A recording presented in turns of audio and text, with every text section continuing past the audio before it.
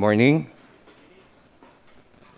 Today is April 5, regular session of the Sangguniang Bayan of Santa Ilocos. Before we start our regular session for today, I would like to request everyone to put on your masks, put your phones in silent mode so as not to disrupt the proceedings of the Sangguniang Bayan. This session is called to order. Sangguniang Bella Bello will lead us in a prayer.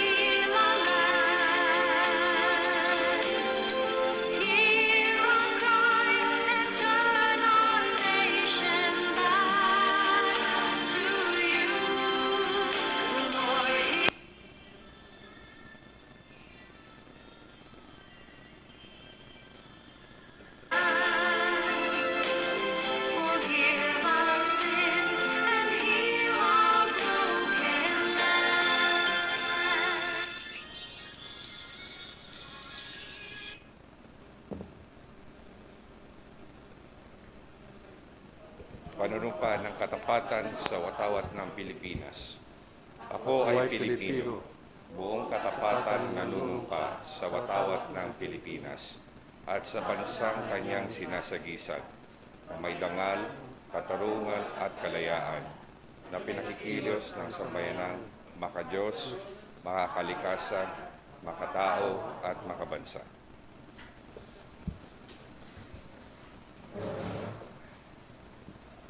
Madam Secretary, please call the rolls. Present. Honorable Eugene Borges. Present. Honorable Domingo Ritua. Honorable Belia Bello. Honorable Benedicto Borges. Present, Madam Secretary. Honorable Marino Burgos. Honorable Encarnita de la Cueva. Present. Honorable Reynold Sierra. Honorable Kay Benedicto Moses. Present. Honorable Percival Carion. Present.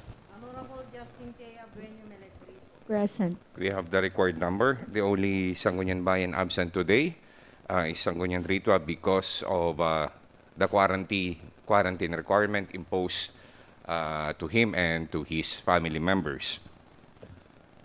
So we can proceed. First is the reading and approval of the minutes of the previous session. Are there any corrections to be made on the minutes of the previous session dated March 22, 2021? If none, what's the pleasure of the Sangguniang Bayan? Sangguniang Burguño, you are recognized. Thank you, Mr. Presiding Officer. Motion to adopt and approve the previous regular session on March 22, 2021 at 10:05 a.m. Mr. Presiding Officer. There's a motion from Sangguniang Borgonyo to adopt the minutes of the previous session. Do I hear a second? Second, Mr. President. Motion duly seconded. The minutes of the previous session is hereby adopted and approved. Next, we go to the privilege and question R. Do we have any member of the Sangguniang Bayan who would like to take the floor to raise a matter of privilege? If none, we can proceed then to the first reading and referral to the committees concerned of proposed ordinances, resolutions, communications, petitions, messages, and memorials. Do we have any communications, Madam Secretary? None? None from the Office of the Mayor? Okay. For consideration of the Sangguniang Bayan, I would like to present one proposed ordinance amending an existing ordinance of Santa already, an existing ordinance of Santa. Remember last year that the Sangguniang Bayan passed an ordinance imposing the mandatory quarantine and isolation of all returning residents from areas under enhanced community quarantine and modified enhanced community quarantine areas.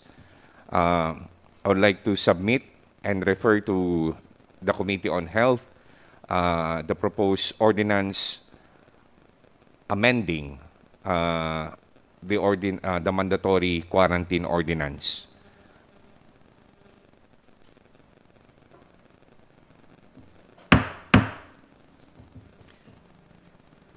Next, we go to the committee reports, but I can see that we have no pending measure. So we don't have any committee reports to be presented today.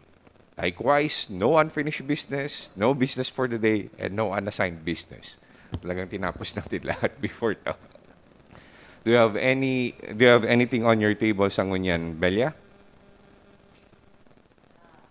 Microphone, please.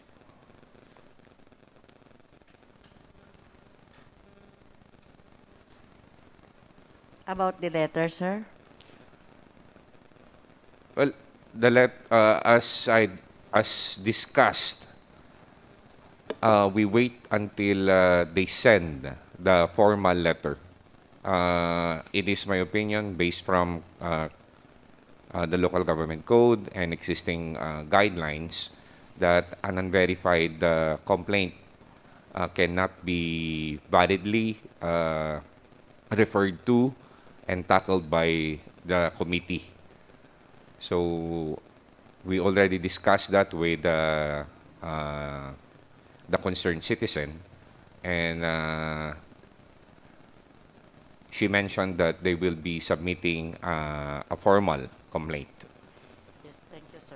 Nonetheless, I would like to give notice to the members of the Sangguniang Bayan, and just to anticipate this complaint against a barangay official, to decide whether the Committee on Good Governance shall tackle this, or you will convene as Committee of the Whole.